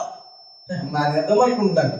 మా నాశనం చేసింది ఏమిటే అని మీకు అర్థం చెప్తున్నానండి. అలా నాశనం అవ్వకుండా ఉండాలి అంటే మీ శరీరాన్ని ఎవరికి అప్పచెప్పమని చెప్పాడు ఇక్కడ? ఈ ఎవరికైనా దేవుడికి అప్పచెప్పాలని చెప్పాడు. కాబట్టి మీ శరీరాలను క్రీస్తులో కడగబడేదండి. హల్లెలూయా. అంతమంది వాడికి ఆడికి పానీపూరి బండికి రోడ్డు మీద వెళ్ళిన వాడికి లేకపోతే భయం బాగా ఉందని చెప్పి ఆడికి లవ్ చేస్తే చివరికి పోయేది మనమే. హల్లెలూయా. కొంతమంది ఏదో కదా ఏరిక అందంగా ఉంటుంది, ఏదో దాన్ని ఏమంటారు స్ట్రైకింగ్ అంట కదా, సవర్గా వస్తుంది కదా జుట్టు. ఆ జుట్టుని చూసి ప్రేమించాడంటాడు. పెళ్లి చేసుకున్నట్టు ఊడిపోయింది ఆ జుట్టు.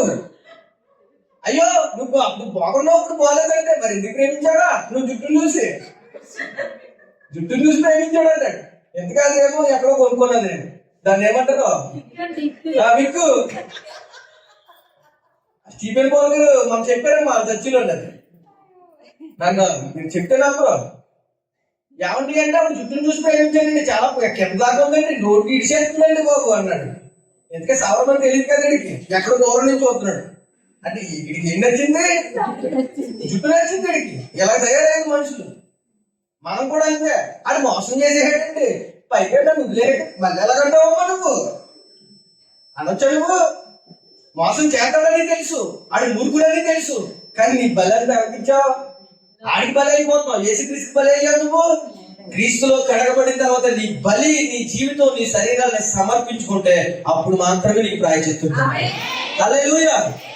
పాత సంబంధమైన విషయం చెప్పానంటే మీకు అర్థం అవ్వాలి కాబట్టి చెప్పాను. కాబట్టి ప్రత్యక్ష గుడారంలో ఏం జరిగేది అక్కడ? మూడో సంగతే అమ్మా ఏం జరిగింది? బలి జరిగింది. ఆ బలి నువ్వు నేను అవ్వాలిగా, కానీ ఎవరైపోయారండి?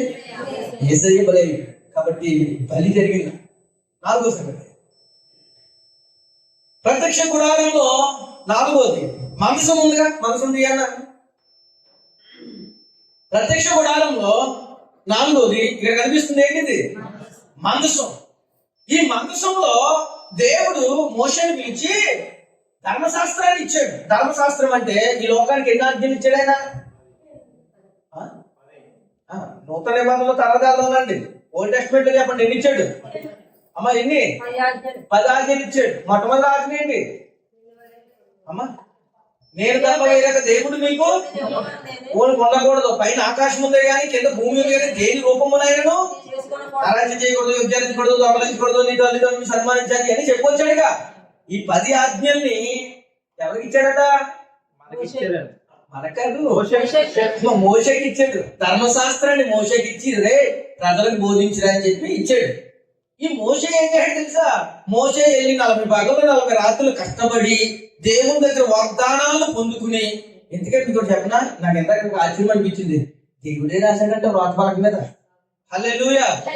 ఇప్పుడు దాకా మనం రాసే రైటింగ్లన్నీ మనకు తెలుసు, కానీ దేవుడు రాసిన రైటింగ్ ఎలా ఉండాలని అనిపిస్తుంది నాకు ఇప్పటి నుంచి చూడాలని. చూడగలుగుతున్నామా? కొంతమంది రాస్తారండి నాలంటి వాళ్ళు, అక్కడ మొదలెడతారు, ఇక్కడికి వెళ్ళిపోతారు. మా సార్ తెగేసి ఉన్నాను అందుబాటులో. బోరే నీ రైటింగ్ పరమ దరిద్రంలో బాబు అని తిట్టుకోడు. ఎవరికి అర్థం కాదు నాది. నిజంగా చెప్తున్నాను, నాకు తప్పకి ఎవరికి అర్థమవుతుంది ప్రపంచంలో నా రైటింగ్. మీకు అర్థమవుతుందమ్మా? కొంతమంది నీట్గా రాస్తారు, కొంతమంది నీట్గా, మా చాలా నీట్గా రాస్తుంది. ఆ పిల్ల మామూలుగా అక్కడ పెట్టేస్తారు కొంతమందికి మార్కులు. నేను అక్కడ మొదలెడితే తూర్పుగోదావరి వెళ్ళిపోతుంది, మా గోదావరి రాతాను. కానీ మోషే పైకి వెళ్ళిపోయినప్పుడు, కొండ పైకి వెళ్ళిపోయినప్పుడు దేవుడు అంటే చేయి రాతతో 10 ఆజ్ఞలు రాసి ధర్మశాస్త్రాన్ని ఇచ్చి మనసులో ఉంచబోయాడండి అని మోషకి ఇచ్చాడంట. ఈ ఇచ్చి లోపలని కిందకు వచ్చినప్పటికి మోసే ఏమైపోయాడు, ఎక్కడికి వెళ్ళిపోయాడు, ఏమైపోయాడు అని చెప్పి రే మీరు ఐగుప్తులో కొన్ని రూపాయలు చూసారటలేదంటారా? కొన్ని రూపాయలు ఉంటాయి, ఎక్కడో దాంట్లో మాలేలకు రణంగా కనిపించింది అనుకో. రాత్రి ఆవిడ కలవచ్చేదంటే అర్థమైందా? కొన్ని రూపాయలు మనకి ఎప్పటికీ మర్చిపోతామంటారా? ఈ ఎక్కడో ఐగుప్తులో చూసారు ఈ ప్రజలు బంగారాన్ని పోసేసి ఒక దేవత ఏదేసి ఇదేమో దేవత అంటారు. అదే నంది, అదే దూడ, గుంతలం పండగ తెలిసిందమ్మా. ఆ పండగ కొంతమందికి ఇంకా విడవలేదా పండగ చేస్తారు మన ఊళ్ళో, ఇంకా పోలేదు, ఇంకా దరిద్రం మనకి. దేవుడికి స్తోత్రం. ఇప్పుడు ఆ మోసేకి ఆజ్ఞ ఇచ్చినప్పుడు ఈ దూడం చేశాడు. మోసే కోపం వచ్చి ఏం చేశాడు? అసలు ఏం చేశాడు? పగలగొట్టాడు. దేవుడు కోపం వచ్చింది. మళ్ళీ మోసే నీకు ఎంత కష్టపడి చేయి రాత రాసి నీకు పలకలిస్తే నువ్వు కిందకి వెళ్ళిపో ప్రభు గొంతుల పలకెళ్తున్నా కోపం వచ్చేది. కోపం వచ్చినా నువ్వు వచ్చుకోగలరా అని చెప్పాడు. ఇప్పుడు ఏం చేయమంటావు ప్రభు? మరలా అన్న మాటని పలక నువ్వు పలకలు చేయి. ముందు పలకలు చేసింది ఆయన, రాసింది ఆయన. ఇప్పుడు మళ్ళా పలకలు ఎవరు చేసాడు? మోసే చేశాడు. బుద్ధి తక్కువైంది ప్రభు అంటే నువ్వు రాసిన రైటింగ్ కాదురా అబ్బాయిది, నేను రాయాలని చెప్పి మళ్ళా ప్రభు దగ్గర 40 పగలు 40 రాత్రులు ఉంటే శ్రమ పడిన తర్వాత మళ్ళా ఆజ్ఞలు ఇచ్చి మళ్ళా కిందకి వచ్చి ఇందులో పెట్టాడు. ఏంటది? మనసం. ధర్మశాస్త్రం ఇచ్చాడు. ఈ రోజు మనందరికి ఇచ్చాడా లేదమ్మా? అతడు చేయిందంతయు సఫలమగును. దుష్టులు ఆలోచన చెప్పున నడువక పాపం మార్పు నిలవక పాసులు కూర్చుని చోట్ల కూర్చోగా యెహోవా ధర్మశాస్త్రమందు ఆనందించు. ఇప్పుడు దేవాలయం దాన్ని ధ్యానించేవాడు ఏమయ్యాడట? ఈ రోజు బైబిల్ చదివావు నువ్వు? చదవకండి క్యాలెండర్ వాక్యం దేవుడికి స్తోత్రం అంటారు మీరు. చదవకండి ఒక అధ్యాయము. ఇంటి వారేసావా కుంభాలకి కాకు రేపు పొద్దున్న ఏముంటుందని నుంచి ప్రిపరేషన్ మనకి ఎవరో మా ఇద్దరు తిండి కూడా దేవుడికి స్తోత్రం. హల్లెలూయా. నీకైనా కాదండి, నాకైనా ఈ రోజు మీకు వెయిట్ చేస్తారు, పొద్దున ఏం తినాలంటావు నాకైనా తిండి కోసం ఎక్కువ ప్రేయర్ ఇస్తున్నాం కానీ ధర్మశాస్త్రానికి ప్రేయర్ ఇస్తున్నామమ్మా మనం. దీన్ని ఎవరో చదవట్లేదు. ఇప్పుడు చదువుతున్నాడా? చదివితే లోతులో దిగిపోతే గొడవలాగా చదువుతారండి. దీన్ని చదవట్లేదు. ఒకసారి వచ్చిన చదువుతారా? నిర్గమాకాండం 25:16 చదువుదామా? ఆ మందసములో నేను నీకిచ్చు శాసనములను ఉంచవలెను. ఏమిచ్చాడని శాసనాలు? అది ఆజ్ఞలు ఇచ్చాడు. అదేంటి? ధర్మశాస్త్రం. హల్లెలూయా. పౌలు గారు అన్నాడు నేను ధర్మశాస్త్రాన్ని కొట్టేశాను అని చాలాసార్లు మెన్షన్ చేశాడు. ధర్మశాస్త్రాన్ని కొట్టేయలేదండి, ధర్మశాస్త్రాన్ని నెరవేర్చిన క్రీస్తుని నమ్మండి అని చెప్పాడు. హల్లెలూయా. కొన్ని దిక్కులు ధర్మశాస్త్రం కొట్టివేయబడ్డది, కొన్ని దిక్కులు నెరవేర్చబడ్డది. ఈ ధర్మశాస్త్రాన్ని మోడిఫికేషన్ చేసినాడు ఎవరంటే క్రీస్తు ప్రభులు వారు. హల్లెలూయా. అందుకనే జీవాహారమును నేనే. ఇప్పుడు నీకు ఆహారం ఏంటి అమ్మా? నీకు ఆహారం ఏంటి? బైబిల్. దీంట్లో మర్మాలు ఉంటాయి, దీంట్లో అద్భుతమైన సత్యాలు ఉంటాయి. ప్రతి నిమిషం కూడా దీన్ని చదువుతానే ఉండాలి. మన మెదడుతోనే ఉండాలి. ఈ రోజు పాపపు ఆలోచనలు వస్తాయి, దీన్ని చదువుతానే రావాలి. హల్లెలూయా. నీ వాక్యము నా పాదములకు నా త్రోవకు, నీ త్రోవకు వెలుగయ్యాలంట, పాదాలకి దీపాలు అవ్వాలంట. దేన్ని చదవాలంట నువ్వు అమ్మ? దేన్ని? ధర్మశాస్త్రాన్ని చదవాలి. ధర్మశాస్త్రాన్ని చదివినోడు ఎప్పటికైనా పైపోతాడు కానీ ఆగిపోతాడు అమ్మాడు. నేను ఇప్పటికీ చెప్తాను, దేవుడిని బైబిల్ని పట్టుకున్నాను, దేవుడు నన్ను ఆపేయడా. కోయిట్లో నా జీవితం అయిపోయింది అనుకున్నాడు కానీ ధర్మశాస్త్రం మళ్ళీ ఏం చేసింది? తన వాడికి పని చొప్పున మనం ఏం చేస్తుంది? వాడుకుంటుంది. హల్లెలూయా. అందుకే ధర్మశాస్త్రము చాలా విలువైనది. కానీ మందసంలో ఏముంచాడట? ఆ శాసనాలనే ఉంచాడు. కాబట్టి ఆ పదార్థాలు చెప్పాడుగా. ఆ పదార్థాలను యేసుప్రభు 2 విషయాలు చెప్పి నిన్ను వల్ల నీ పొరుగు వారిని ప్రేమించమన్నాడు, ద్వేషించమన్నాడు. పడట్లేదు ఇప్పుడు తోటగాలికి అత్తగారికి కోడలికి పడట్లేదు, కొడుకుకి తల్లికి పడట్లేదు. ఏంటంటే సంబంధాలు ఏమైపోతున్నాయి? శాస్త్రాలు పాటించే బలమైతే తెగితాయండి సంబంధాలు. ధర్మశాస్త్రాన్ని పాటిస్తే తెగితాయండి. కానీ ధర్మశాస్త్రాన్ని పాటించకపోతేనే సంబంధాలు ఏమైపోతాయి? తెగిపోతాయి. కాబట్టి శాసనము వాక్యం అనే జీవాహారాన్ని ఎప్పుడూ కూడా మనం ఏం చేయకూడదంటే మానకూడదు. ఏంటండి? మొట్టమొదటిది అమ్మా ఏంటి? నేను ఎంత చించుకున్నా అర్థమైంది. మొట్టమొదటిది ఏంటి? ద్వారము. రెండోది సిలువను బట్టి అతిశయించాలి. ఆకారం ఈ దేని విషయంలో అమర్చబడ్డది? సిలువ బట్టి అమర్చబడ్డది. మూడోది బలి అర్పణ అంటే బలిపీఠం. మూడోది ఏంటి? ప్రత్యక్ష గుడారంలో జరిగే మూడో సంగతి ఏంటంటే బలిపీఠం. నాలుగోది ధర్మశాస్త్రము అనే శాసనం. అంటే ఈ మందసంలో ఏముంచాలట? శాసనం. ఇది ఒక మందసం. నీ హృదయం అనే మందసంలో దేవుని యొక్క ఆజ్ఞలు నెరవేరును గాక. ఐదోది ప్రత్యక్ష గుడారంలో జరిగే 5వ రకాలు ఏంటంటే యాజకులు పోషించబడేవారు. హల్లెలూయా. ఈ బలిపీఠం మీద ఇలాగ దూడని ఏం చేస్తారు? వధించేవారు. గొర్రెను వధించేవారు. వధించిన తర్వాత గొర్రె అలా కులిపోవడానికి వీల్లేదు. దాన్ని తినవలసింది యాజకులు మాత్రమే, మీరు కాదమ్మా. ఎవరు తినాలి? యాజకులు తినాలి. అలాగే తిని వాళ్ళు పోషించబడేవారు. మన ప్రధాన యాజకుడు కరోనా టైంలో మన అందరినీ పోషించాడు. హల్లెలూయా. 5వ అద్భుతం ఏంటంటే ప్రత్యక్ష గుడారంలోని ఆ బలి జరిగిన గొర్రె గాని ఆ మేక గాని అది తినవలసింది యాజకుడు. యాజకుడు పోషించబడ్డారు. యాజకుడు మొత్తం లేవి గోత్రం అంతా ఏమైంది? పోషించబడ్డది. ఈరోజు నన్ను పోషించవలసిన బాధ్యత ఎవరిదే? అమ్మా ఎవరిదే? పోషిస్తున్నారా? దైవజనులు పోషిస్తున్నారా? కొంతమంది మీరే తినేస్తారా? తిండి కోసం చెప్పలేదు. సుమ్మి అర్థం చేసుకుని మళ్ళీ మొదలెట్టావా అని అడిగారు. నన్ను పోషించవలసిన బాధ్యత ఎవరిది? డ్యూటీ చేసుకోవట్లేదు అని అడగవద్దు. డ్యూటీ వేరు. ఇక్కడ ఉన్న నిబంధనలు బట్టి డ్యూటీ చేయాలట. చేయాలా లేదా? ఇక్కడ ఉన్న నిబంధనలు బట్టి మీరు అర్థం చేసుకోండి. నన్ను పోషించవలసిన బాధ్యత ఎవరిది? సంఘంది. యాజకులు పోషించవలసిన బాధ్యత ఎవరిది? సంఘం. నేనన్నీ అంటలేదు. మీరు సంఘాన్ని ఏంటంటారు? ఆ సంఘంలో నువ్వు లేదండి. ఎవరమ్మా పోషించవలసింది? ఇంకో నువ్వే తినేసి నువ్వు ఉండవు కాదు. అట్టుగా తిన్నారా లేదా చూస్తూ ఉండాలి. మధ్య మధ్యలో మీరు పక్కకి అయిపోతున్నాడు. చూస్తూ ఉండాలి. మీరు ఎవరిని యాజకులు ఏం చేయాలి? చూస్తూ ఉండాలి. అంటే నన్ను పోషించమంటే మీరు వరాలు ఫలాలు నెట్టుకొచ్చి రేపు పొద్దున మా ఇంట్లో పెట్టారు కాక అన్ని తినలేక కావాలి. నేను అసలు తిండికే తక్కువమా. నేను చెప్పేది ఏంటంటే బలి అక్కడ ప్రత్యక్ష గుడారంలో యాజకులు ఎవరు పోషించేవారు? అమ్మ ఎవరు పోషించారు? దేవుడి కదా వాళ్ళు పోషించింది. ఇప్పుడు బలి అర్పణ జరిగింది కాబట్టి వాళ్ళకి ఏ పని లేదు కాబట్టి అక్కడికి వచ్చిన అంతా ఫుడ్ అంతా ఎవరికే? అమ్మ ఎవరికే? యాజకులకే.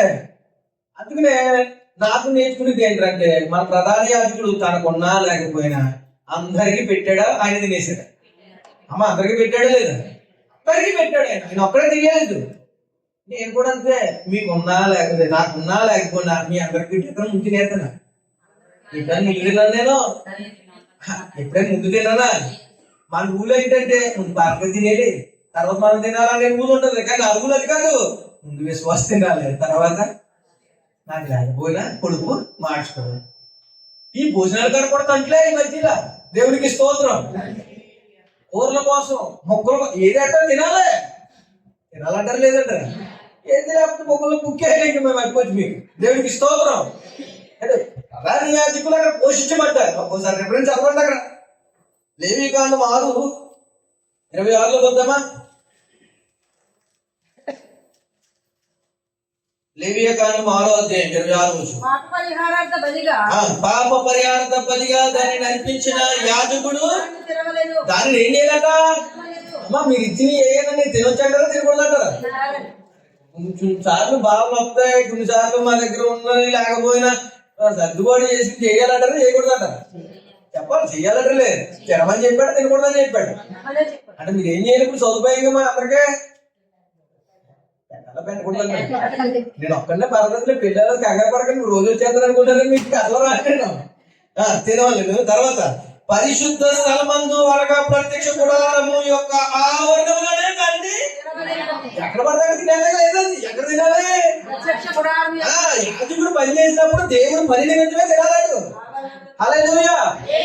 ఏం పని నిమిత్తం తినాలి? దేవుడు పని చేసినప్పుడు తినడానికి వదులుండి. పని చేయలేని పని కూడా తినాలని ఒప్పుకోడు దేవుడు.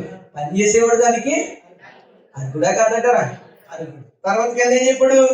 దానిని మాంసమును తగుల ప్రతి వస్తువు ప్రతిష్ఠితమగును.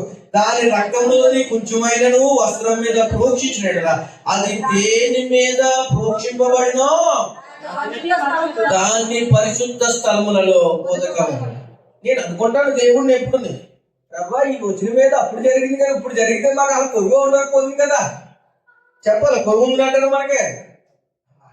ఎక్కడికి కావాలండి అంటే మాట్లాడంటే నాకేం వద్దులేక చెప్తున్నాడు పొరుగు ఉంటుందా 29 చదవండి అందులోని. యాజకులలో ప్రతి మగవాడు దానిని దేన్ని అనిపించిందండి. బలించింది. ప్రథమ జీతం ఎవరిది? ఇచ్చారా? డ్యూటీ మాకి ఇచ్చారా? ఇచ్చారా? మీరు తినేశారు, మాకెక్కడ పెడతారు మరి? అమ్మ నేను సందా కోసం చెప్పలేదు, దాని అర్థం చెప్తున్నాను మీకు అంతే. ప్రథమ భాగం ఎవరిది?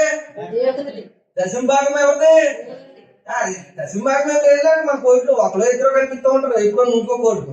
అందుకే చాలా మంది ఆశీర్వదించబడట్లేదు ఈ రోజుల్లో. మీరు ఇస్తేనే దేవుడి దగ్గర ఏమవుతారు? ఆశీర్వాదం. నిజానికి నా వర్తమానం అది కాదు, అందరికీ మీకు తెలుసు. నేను ఎప్పుడు దాని గురించి ప్రస్తావన కూడా నేను తీసుకురాను, కానీ ఇక్కడికి వచ్చిన సందర్భాన్ని బట్టి నేను చెప్తున్నాను. ఆనాడు ప్రధాన యాజకులు పోషించబడ్డారంటే ఉత్తుకునే పోషించబడలేదు వాళ్ళని. వాళ్ళకి దేవుడు ఒక నియమం, ఒక నిబంధన పెట్టాడు. ఇంకా అంటాడు నిబంధన ప్రకారం ఉంది కదండి, దశభాగం అంటే కొత్తిమీరలో కూడా పోవాలన్నాడు, జీలకర్రలో కూడా పోవాలన్నాడు కొత్త నిబంధనలో. తెలుసా మీకు? కొట్టుకడికి వెళ్ళి మీరు జీలకర్ర ప్యాకెట్ కొన్నారనుకో రూపాయి ప్యాకెట్, అందులో ఓ పాటు మాకు ఇచ్చారంట. 4 గిన్నెలు వచ్చినాక ఒక గిన్నె ఎవరే అమ్మా అదే ఇప్పుడు అంటలేదు, దేవుడు వెళ్ళిపోతాడు. దీన్ని తినమని చెప్పినాడు ఎవరికండి? యాజకుడి. ఎవరు తినాలంటారు లేదంటారా?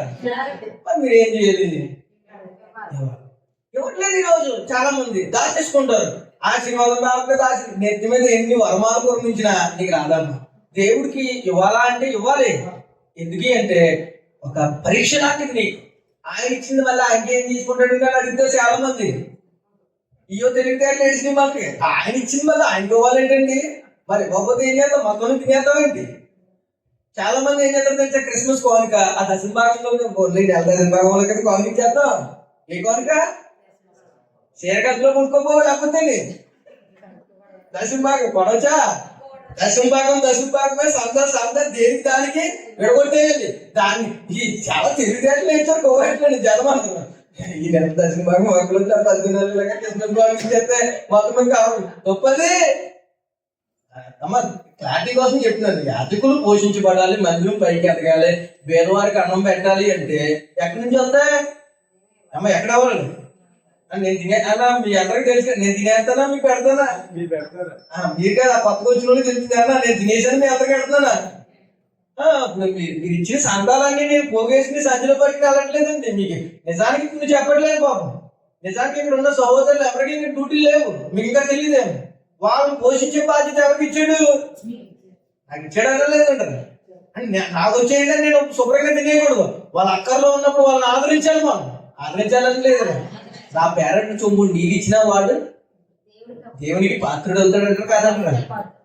నిజానికి ఉన్న వాళ్ళ పాపం ఆహారం లేని పరిస్థితి, పాపం వాళ్ళ కంపెనీ వాళ్ళు పట్టించుకోలేని పరిస్థితి, రూమ్లు అద్దె కట్టలేని పరిస్థితిలో ఉన్నారు. వారి కోసం మనం ప్రార్థన చేయాలి. వారి అక్కర్లు తీర్చాలి. మనందరం తీరిస్తేనే రేపు సంఘము దేవుడు అంటే వాళ్ళకి అర్థమవుతుంది.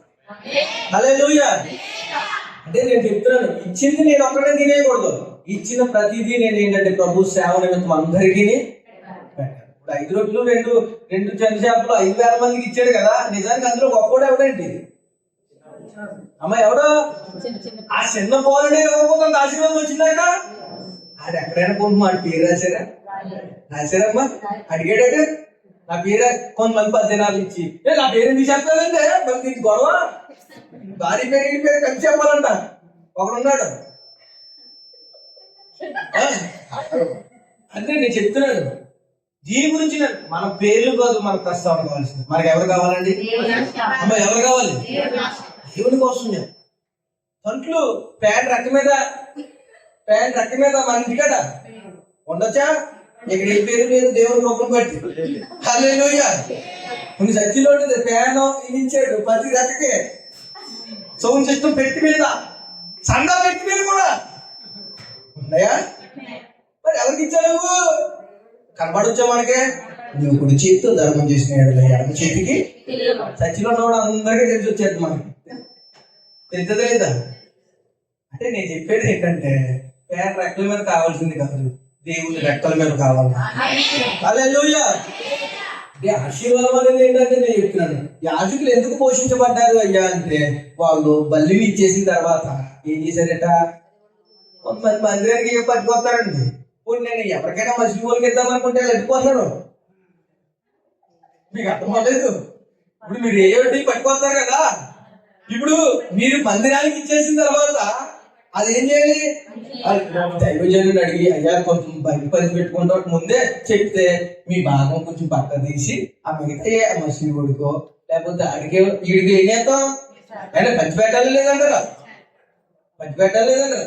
పట్టుకుపోతారు. నేను లేచి చూసినప్పటికి మన క్రిస్మస్ కేక్ 3 కోసం ఒక కేక్ మాకు కనపడలేదు. ఆర్ఎస్ గారు అక్కడ కేక్ ఏది అయ్యా, కేక్ ఏది? నేను తినేసాను రా, నేను తినేసాను. కేక్ ఏది అంటే అది అంటాడు, నువ్వు డబ్బులు ఇచ్చావు క్రిస్మస్ కి కేక్ కొడతారు కదా, అది ఏదో రంగులు చెప్పకుండా కాదు ఏదంటే ఫోటో చూపించేది ఏది మనకి కుప్పకొండలో ఉంటాడు. ఫైవ్ మంచి బాటి కూడా నిలబడ్డాడు. దేవుడికి స్తోత్రం. అది అన్నాడు, బియ్యం కొనుక్కుంటు ఇన్ని బియ్యం తెస్తావా? నన్ను కదా వాళ్ళు అడిగాడు, ఇన్ని బియ్యం తెస్తావా? ఎవరికే? ఆర్ఎస్ గడికి. మరి అలాంటి మనం ఏం చేయాలి? ఇంటికాడ సందా పెట్టికాడ సందా బియ్యం పట్టుకొని చూరు ఉందమ్మా మీకు.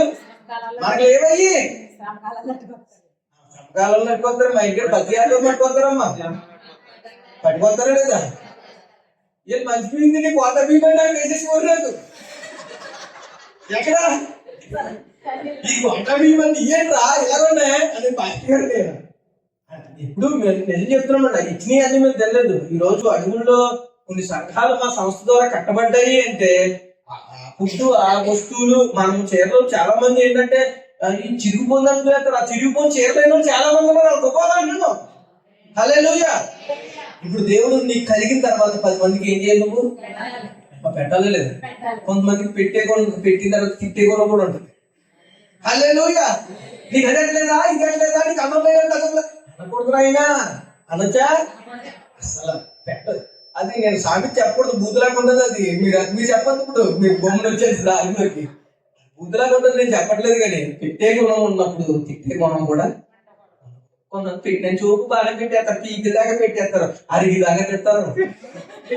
పీకి దాకా పెట్టడం ఎందుకు, అరిగి దాకా పెట్టడం ఎందుకు? పెట్టొచ్చమ్మా? పెట్టకూడదు. ఎట్లా వస్తాయండి అన్నీ?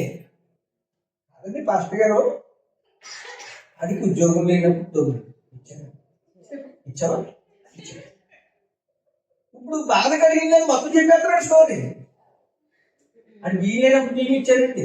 ఎండు మెరగానేటప్పుడు ఎండు మెరగ కోళ్ళ కోసం చెప్తున్నాడు. ఎండు మెరగ కోడలు అప్పుడు పాస్టర్ గారికి ఎండు మెరగ కోడకు వచ్చింది. ఎప్పుడు ఎండు మెరగాలు ఇచ్చాడంట, టీ కూడా ఇచ్చాడంట. ఇవన్నీ చెప్పొచ్చమ్మా? కొన్ని మనసులో దాచుకోవాలి. ఎంత చేసినా కానీ దేవుడు ఎక్కడ తీసుకొచ్చిన ప్రస్తావనకి ప్రభుకి ఏదైనా ఇవ్వండి, కానీ మనం ఎప్పుడో కూడా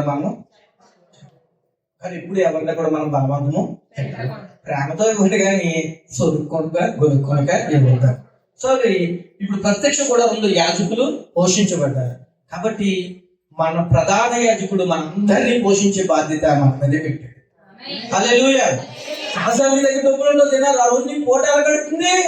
దేవుడిని పోషించాడు. హల్లెలూయా. కరోనా టైంలో లారీల దగ్గర నుంచి నువ్వు పరిగెట్టి వెళ్ళి రైస్ ప్యాకెట్ తీసుకున్నావు. ఎవరు పంపాడు నీకు? పోయిటా బాబా గారు నీ బావగా ఏమన్నాడే? నీ పెత్తనాడా అంటే చెప్పండి. మా పెత్తనాడు అయినా కానీ ఏం చేశాడు? వాళ్ళందరికీ దేవుడు ఏం చేశాడు? ఇంట్లో దేవుడు చేసింది ఏంటంటే ఆ లారీ అబ్బాసీకే పంపాడుగా.